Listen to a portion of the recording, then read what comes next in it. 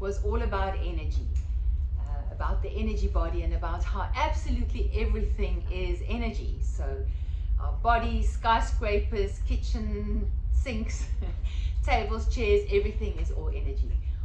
Also, sound is energy, light is energy, heat is energy, emotions are energy, thoughts are energy. Everything is energy. And then we spoke a little bit about the energy body and about the chakra system, which are the energy distribution centers, and then the energy meridians or channels or nadi in the body, of which there are apparently over 72,000.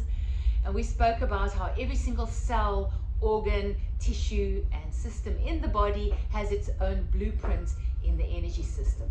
And this energy body is alive, it's vibrating, and it's moving, and there's so much happening in the energy body at all times.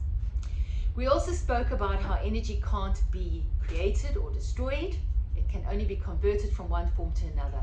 And we spoke about how energy is constantly coming into our body and exiting our bodies. All right. And so what I really want to talk to us about today, and this is why I have our lovely principal on here with us, we're going to talk about when energy leaves our bodies and what we can do about that in situations where we are leaking energy or energy is being taken from us, and how we can actually protect ourselves. So in the lesson I did speak about the fact that some of us really leak a lot of energy. Unconsciously, inadvertently, we're leaking energy, we're not protecting our energy, and that also there are people who are so-called energy vampires. And these are not people who are necessarily doing it consciously.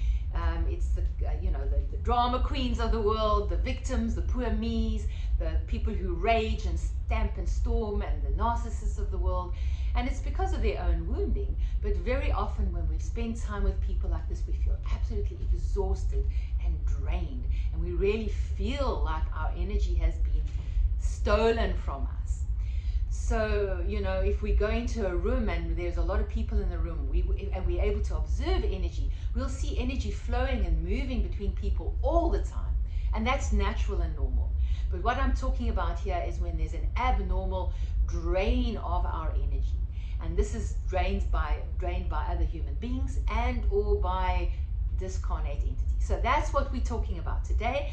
And as I say, Arne is an expert on this, so we're going to tap into him, tap into his knowledge, and let him share with us his wisdom on how we can protect our energy. So Arne, welcome, and thank you so much for joining us. It's always lovely to have you with us and to share your knowledge and your wisdom and your experience with us. Thank you. Thank you, Lise. Thank you very much for the opportunity. Yeah. It's a very important topic, of course. What comes up for me is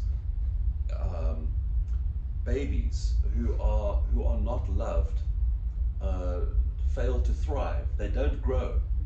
A baby that isn't touched, that isn't loved, that isn't given, you can give them perfect nutrition. You can give them a scientifically perfect upbringing, but there's no love. That baby will not thrive and may very well die, because something is not being fed, and it's the energy of love that we all need. We all feed on the energy of love. And when you have a child who is wanting attention, mommy, feed me love, what does that child do? That child maybe cries, it's calling for attention. Or has a tantrum, acts out. Well, so this is where we're getting to. The child will begin with, well, here I am, give me love. And if the child is not given love, then it cries louder and louder and louder. If that need is never met, then the child will start to learn destructive mechanisms, tantruming, acting out, destroying things, breaking things, because we would rather have negative attention, negative energy, than no energy. And this opens the door to understanding all of these things that you're talking about.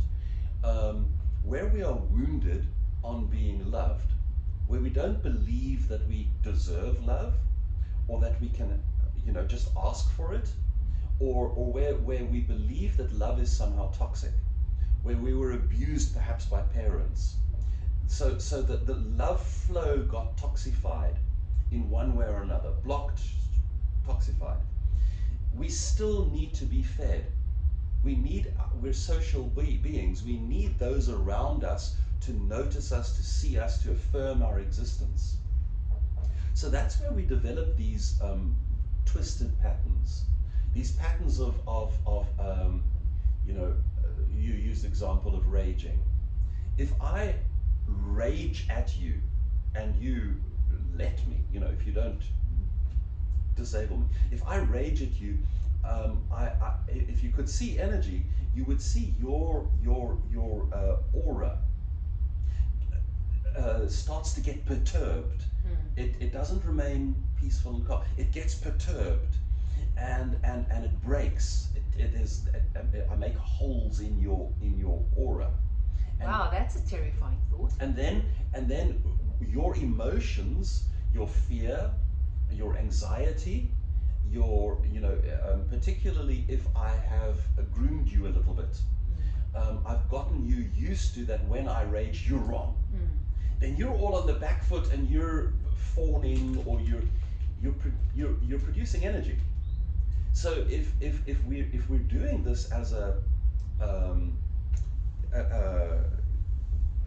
pathological pattern, if we're in this pathological relationship, I rage at you, well then I'm starting to farm you. I'm farming you for your energy.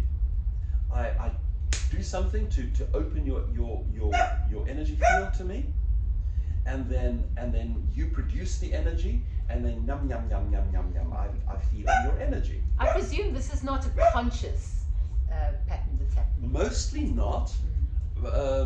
Sometimes it is. In the case of really quite dangerous individuals, they become aware, like the conscious narcissist becomes aware that I'm playing a game with life. They will often think in terms of like scoring points. I always have to be ahead, I always have to win, I always have to score all the points. But their mental point scoring is actually a way that they're keeping track of the energy flow. Wow. I'm feeding on everybody around me. That's what the codependent is. Narcissists never live alone. They're never solitary beings, because they're fundamentally energy deficient. They can't feed themselves from within. So the ego shell is always at risk. I'm always a little starving. So I always need people around me. That's what the codependent is. I'll at least have one solid source of feeding, but I'll try and build a little community to feed me. That's why cult leaders arise. They're so energy hungry that they want a whole community of like a hierarchy of feeders, and the people that get close to the cult leader feed on the ones below while passing some food up the food chain. Well, that's an absolutely terrifying image. It's energy. Yeah. Our energy is food. Demonic entities, negative entities, are that way because it's like they're a narcissist to the nth degree. They have no light source, and they are constantly starving, and they figure out how. Mostly these entities are actually a little pathetic. They're not powerful beings. You know, you can imagine more a little leech, a little worm, which has developed like one little trick, which is to trigger something, whether it's rage or fear or whatever it is, and then because of your soul's journey, your pre-incarnational, this lifetime, the way your parents abused you, because of that, there's a break in your energy body.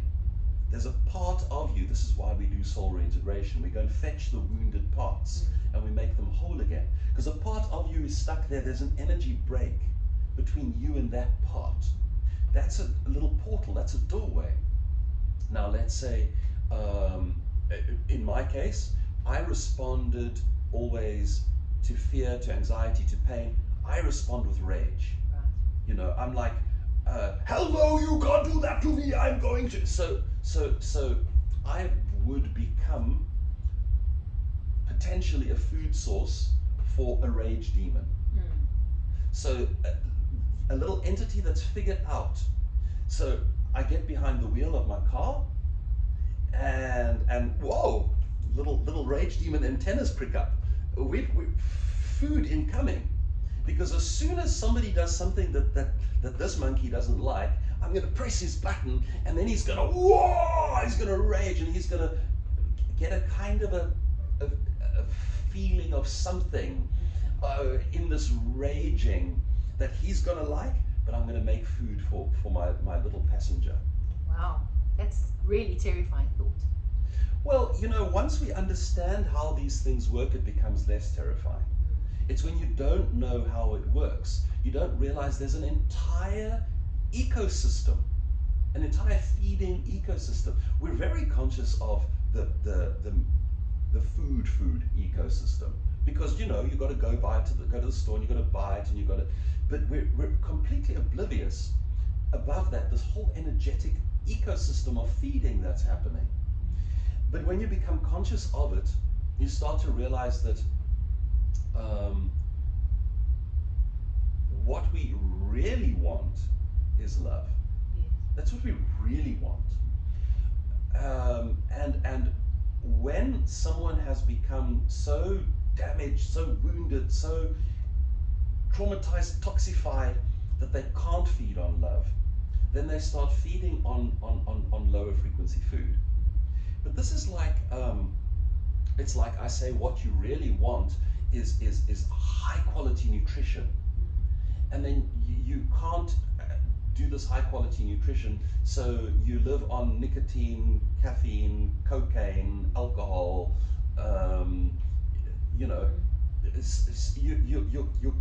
you'll keep going, but everything is addictive, everything's toxic, and you're never actually full. You never get that feeling of like, wow, that was so good, what a good meal, my body feels good. You're always, everything's poisonous. And you're in a state of scarcity at all times. Permanently, you're always hungry. So it's like you know, people who live on McDonald's. It's a food-like confection. It's a food-like falsity. But while you're eating it, you're like, oh, thank God, I'm eating. But it hasn't even hit your belly yet, and you still need more. Overfed and undernourished, basically. Yeah. And nothing in there actually feeds you. So like, even, I mean, I don't want to spin out into metaphor, but everything in there actually leaves you more deficient. Yes. You're always on this downward spiral. So that's true for entities. It's true for people. The solutions are, number one, nourish yourself from within. Start there. So you'll notice in all of the healings I do, in all of the meditations I do, I use every opportunity I can to connect people with their divine light, to bring the divine light, to bring the light into the body, to shine the light through the body. You nourish yourself with your own light, but when the light moves through you, energy needs to be in movement. Stagnant energy loses its vital force. And actually, stagnant energy makes us ill. We know thoughts that become stuck, emotions that become stuck, any energy that becomes stuck. Well, so on that note, if I have an energy blockage in my solar plexus chakra, energy can't move through there, I am going to get a stomach ailment or something. I'm going to get ill there because there's an energy blockage there. So the same with our hearts. You know, people have heart ailments, they have breast cancer, they have lung problems because they're blocked in either giving or receiving love. So we start there. We start by nourishing ourselves, by bringing energy into our body, by choosing to love your body. It's a little bit paradoxical. Disidentify yourself with your body. Your body is a someone else that you can love, and then your body will carry you into this world tech. So you love your body, so that brings the energy through, and energy into your body. And we've done a lot of exercises and practices about loving your body and how to resource your body and resource your energy system in a lot of different ways. So all of those are really good. We keep returning to resource, super important. Then making the choice so you begin with it begins with unconditional self-love. Yes, yes. Because that's the portal inside of you that connects you to God. If you have anything less than unconditional self-love, then there is some level of blockage there. Now you can deal with a lot of blockage before it becomes pathological. But there is some level of, we all have some level of blockage here. But working on unconditional self-love allows you to bring light into the vessel. Then seek to love others, the world, everyone around you, the animals, the plants, seek to love them as much as you do yourself. Then it comes through you.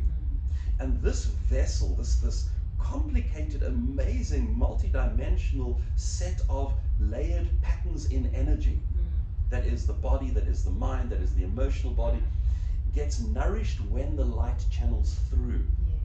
So you like a little bit is for me as it passes through. But I'm not holding on to it because that's blockage. Yes. It's passing through. Yes. So the act of loving another is a profoundly self-healing thing to do. And you can feel it. You know, we will all want to be loved, but we all want to love. Yes, for sure. So we're doing wonderful healing work by loving others. When we judge others, when we hate others, what are we doing? We're creating blockages. Yes. Just as if I don't love myself, there's a blockage inside. If I don't love another, there's a blockage outside. You can deal with, we're tanks actually. We deal with a lot. You can deal with a lot of judgment and hatred and stuff, and you'll still be kind of okay. But as you try and raise your frequency, which is another way of saying being able to allow more light per second. Frequency. Yes, yes it is. Okay, raising frequency, more light per unit moment. So raising frequency will get you to a point where you will not be able to raise anymore because there's too much blockage. Yes. So we need to be on this journey of unconditional self-love, learning to love the other as much as we love ourselves. If you're on that journey, that's going to preclude the majority of the problems of this stuff. Okay. Nobody will allow somebody else to predate upon them if they are loving themselves. You're going to feel it. If I let this person treat me like this, that makes me love myself less because I'm permitting them to abuse me. Yes. So I can feel myself loving myself less. So this is why abusers are groomers, because they find those who are perhaps somewhat pre-abused, pre-unself-loving, and they say, oh, there's my angle, unconsciously or consciously, there's my angle, and now I just work on that. I just keep shattering them, I keep breaking them down, or I keep attacking them, or I keep making them, gaslighting them. Yes. You know, you don't know, you're stupid, you're an idiot, what are you have to come to me for what's true. Yeah, and then you start to doubt your own reality as well. So all of these, it's all just tricks. Yes. To keep the pre-abused in a lower frequency. where I can feed on them. Right. Okay, so that's trick number one, solution number one. Love yourself unconditionally and notice when the choices are, wait, what's going on now? Yes. If I allow this, I'm going to love myself less, or I'm going to love them less. That's when boundaries come up. Yes. Okay, so take care of your boundaries, police your boundaries, because it's an important agent of love. You've spoken about this. Boundaries are the place where I can love you and me at the same time. Exactly so. All right. So then the next thing is that people who feed on low frequency energy are in one of two possible states. It's either that they really want to feed on high frequency energy, but they're stuck in their own pain patterns, and such a person can be taught better by loving them and drawing your boundaries. And you draw your boundaries and then you come back to love. Yes. then they go, oh, I'm learning better. We teach others how to treat us. Yeah, all the time. So we coach each other and we raise frequency together. Or they're beyond a certain threshold and they actually cannot nourish on high energy food. In which case, that's going to repel them. Shining light on them will chase them away. Yes, I actually spoke about it in the lesson about if we're just beaming unconditional love, source light, love energy, nothing can swim upstream, and we actually are protected then. So there is this idea that frequency of consciousness exists in kind of bands. Right. I talk about the densities of consciousness. There are all kinds of different models to understand this. Sure. But there is a way to understand that your frequency of consciousness is a potentiality, a preponderance for you to have interactions at that frequency. So in other words, you are attracting the interactions which resonate at your frequency. If you're at low frequency, you're going to suck in the vampires and the abusers and because you're at their food frequency. So you don't attract what you want, you attract what you are, basically.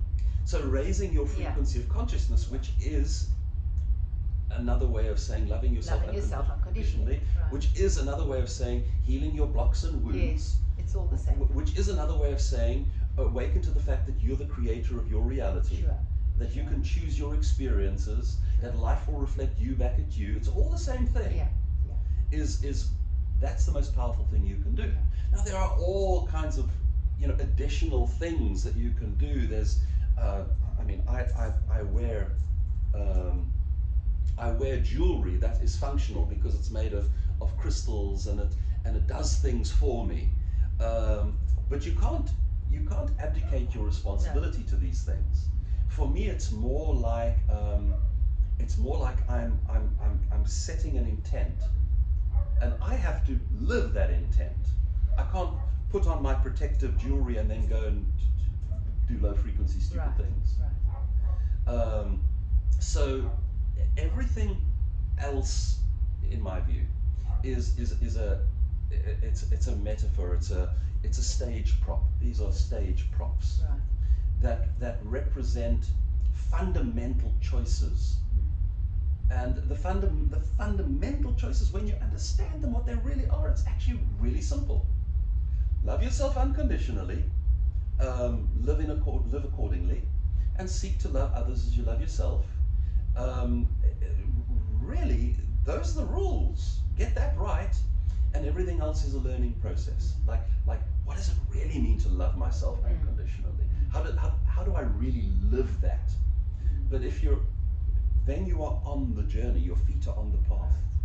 And you will encounter the things that are the lessons. Oh, loving myself unconditionally means I can't allow people to abuse me. I have to stand up, and so on and so on and so on. But if you are, as you are meant to be, if you are an open portal of divine light, you're bringing God's light in to this system with precious little limitation. It's shining through you. You will be resonating at such a high frequency that nobody who wants to feed on some negative energy, if they see you, they will just retreat. Not for me, thank you very much. Negative entities, whatever, you're poison. You're scary. So you're going to attract high frequency interactions. Life is going to be blissful and joyful and beautiful, and it's going to reflect you back at you. No problem. And also, you will be open season feeding source for beautiful other souls that want to give you their light back. They want to come and co-create. They want to, like, oh my goodness, when I'm in this person's presence, we just we spark, we just raise higher and higher, and we come up with beautiful things because they want to do this thing, but they don't want to do that thing. I want to do that thing, but I don't know what this. And we become a team, and we create, and that's how entire realities are spun out and created. We have a bit of a wounded sense of what reality is because we live in a world that has deficiency. But other realities are not like this. It's beauty and joy and wonder that comes from these co-creations. Beautiful. But now I do have a question for you. So yes, we know what our goal is, and we're moving towards unconditional love of the self and seeking to love the others we love ourselves, right? And then we can see that we're not a danger from energy vampires. But we're not there yet. We're working towards that. Now my question for you is, in Deep Body Wisdom, we're talking a lot about opening to life, surrendering, being available, allowing yourself to be impacted by life. And all of that is an opening up. And are we not in that opening up process, while we are still not at that high frequency, are we not opening ourselves up to potential difficulties with energy vampires, both incarnated and disincarnate? And if so, what can we do about that? Let's say, for example, when we meditate, how can we protect ourselves? And in general then, in our lives, when we are striving to be open and available to life. You know, it would be so nice if life was a science. You know, if you could like get the perfect sequence of things to do, like a recipe. Just do this and this and this and this and you'll be great. But life is never a science. Life is an art. It's always a bunch of balancing things. And sometimes the contradictory balancing things are not really obvious. Like there's a polarity between compassion and wisdom, where you kind of have to choose where you are between compassion and wisdom. If you are just pure compassion, then you let everyone in. And you know, all the little street urchins and all the sick and sad and the wounded and the traumatized and all the toxic and the abused and all the everyone, you just let them all in. Because come feed on me. And then what happens? Then you are not the font of all divine light in the entire universe. You get depleted down to nothing, and then you've got nothing, and next thing you're a street urchin. So that's absolute compassion, absolute wisdom. Try this on for size. The world is already perfect exactly as it is. It's a kind of a divine machine that makes matter conscious and then raises the consciousness all the way to Godhood. That's what this machine does. It's already perfect exactly as it is. There's no one in here that needs anything from me. I don't have to give a single thing to anybody. Everybody is experiencing the consequences of their choices. Enough consequences of enough choices and wisdom will arise. Enough hidings, enough pain, and you will learn to do better. So if you're suffering, that's good, because you're more suffering will eventually get you to better choices, then you will stop suffering. So basically, fundamentally, screw them all. You see? So where are you choosing to be on that continuum? And you have to be somewhere on that continuum. And I would like to say that probably there isn't a good fixed place for anybody to be, because every circumstance is different, which is why you have to, aside from showing people their light, I begin every meditation with feeling. Because, you know, I'm, on the one hand, I'm taking people into a journey, a healing experience. On the other hand, the whole way in is a healing experience. So I'm showing people how to feel, and crucially, how to find their truth bell, how to feel their truth. Because you're walking down the street and someone comes up to you, gimme, you know, and it's, the science would be we have one answer. I always have an extra coin and I just give everyone. Or no, whatever. But that isn't healthy or appropriate, because this one that's now approaching me is really just a grifter that is avoiding their life's lessons by getting everybody else to, you know, they're just so by giving money, I am actually paying to keep them on the street. This one, the answer is no, not from me. No, thank you. And your bullying ways will not be rewarded. This one is really like stuck between this and that, and is actually, you know, trying to figure out their lessons and trying to be a productive member of society or whatever, but it's just really in the dwang right now. I can give very generously. Yeah, here's a few $100 to this one. How will I know? Well, you've got to feel your heart. You are connected to them, whether they know it or not. We're all connected. You know what's going on with them. Sure. So it only takes a blip of your heart for you to know, but you've got to stay connected to your heart.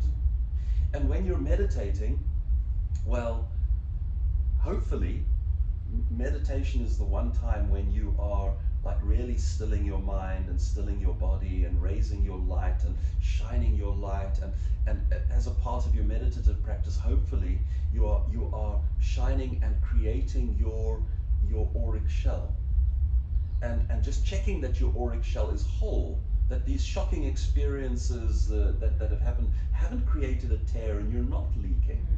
So get your auric shell whole, get your light shining, and then decide what your auric shell is.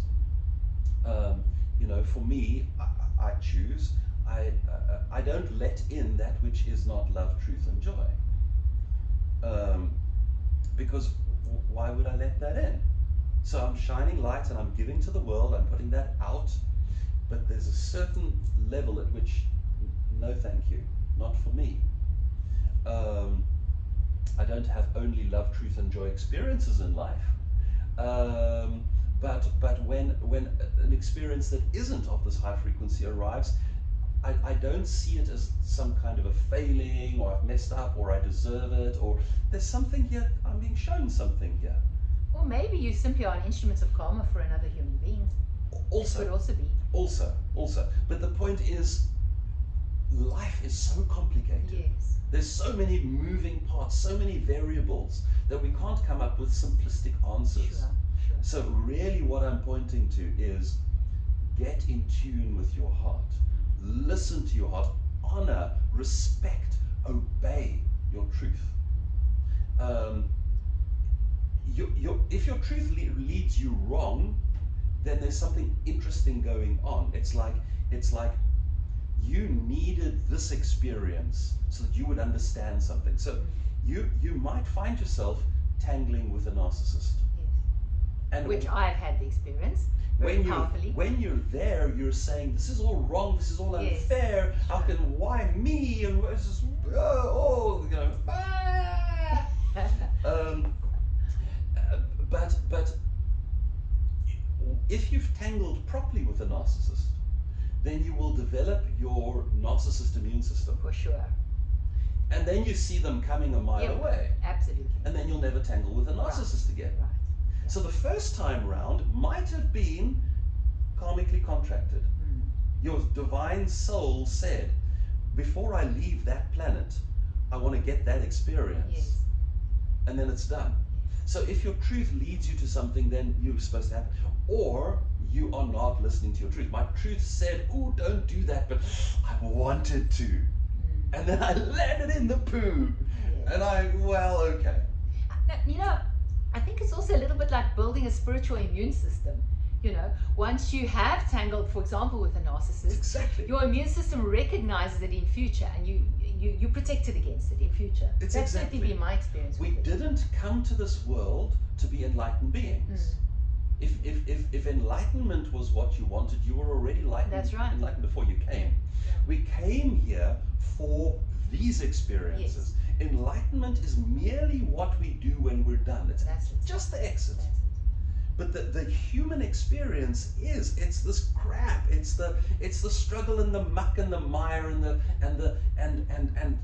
you know. And the joy and the triumph and the pleasure and the amazing as well. Certainly. Yeah. Certainly. It's life is all of that. It's all the colors of the rainbow. It's all of that. Yeah. But you aren't done with it until you're done That's with right. it, until you've had it. That's right. You need to have ingested all of this, metabolized all of this before you're done with it.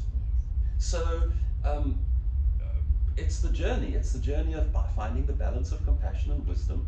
It's the journey of listening to your heart, of connecting with your truth, listening to your body, connecting with your body, staying in the present moment. Your body intelligence resides on the other side of a veil that you reside on this side of. Your body knows things that you don't know. And you've got to figure out how to love and respect and listen to your body. So it's all of these many moving parts that becomes the art of life, that allows you to live in that beam of the very highest frequency, the very purest light, where life is just a joy. And then when you're there, it's 10 minutes and then you're done, then you're out of here. Wow, so we took many tangents, and that was a very interesting, very rich conversation. So thank you very much for that, On. I've certainly learned a lot. It's been a pleasure. I guess I love to hear the sound of my own voice, so thank you for the opportunity. It's a pleasure. Well, whenever On and I get talking, it always becomes a long, extended conversation. But we're very grateful that you joined us today, and we will be having several interviews, hopefully in the future, because I find this very useful and very rewarding for all of us. So thank you for that. Thank you, Lise. Bye-bye, everyone. Thank you. Bye-bye.